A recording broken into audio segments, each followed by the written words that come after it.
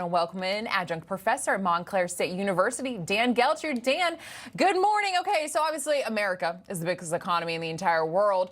What type of impact will these retaliatory tariffs have? Well, as President Trump says, there is going to be some pain, and that pain is going to look like prices going up because you have both sides imposing, in effect, taxes on goods that are going to be coming in and out of all the countries here, meaning Canada and Mexico.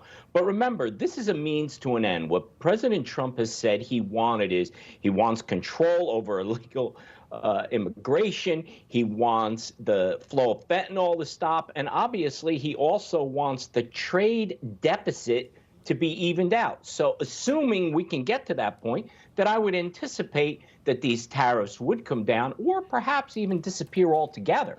Yeah, Dan, that was actually my next question to you, because we're looking at what happened to Canada. The Canadian dollar fell to its lowest level since 2003. I mean, how long do you expect these retaliatory tariffs to even last? Well, they're going to last as long as they need to. Look, when it comes to a war of attrition, you have to realize that the United States is going to win. We have the larger economy. So at what cost does winning come at is the question. Short-term pain for long-term gain. Yeah, I guess when people think about the tariffs, you know, the only time in American history where we had zero debt was back when Andrew Jackson in the late 1830s, guess what? Zero income tax, and he used only tariffs to pay off the debt. So again, this has been done before to use these tariffs for their advantage. That is exactly what Trump is doing. And I know he's been mulling over maybe getting rid of the income tax altogether. But so let's move on just a little bit. So Elon Musk, his X, has added several major brands to a massive lawsuit alleging an advertising industry group illegally conspired to boycott X. Now, after it was brought by Musk, some of these companies included Nestle, Tyson, Colgate. What do you make of all of this?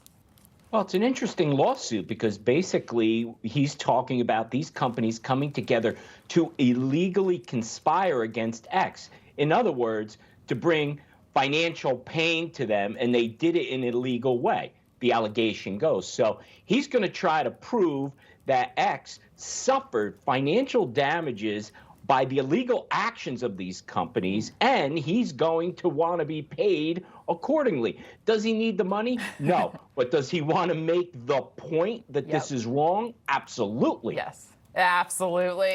Dan Geltrude, thank you so much for joining us this morning. Such a pleasure having you on. Thanks, Alex.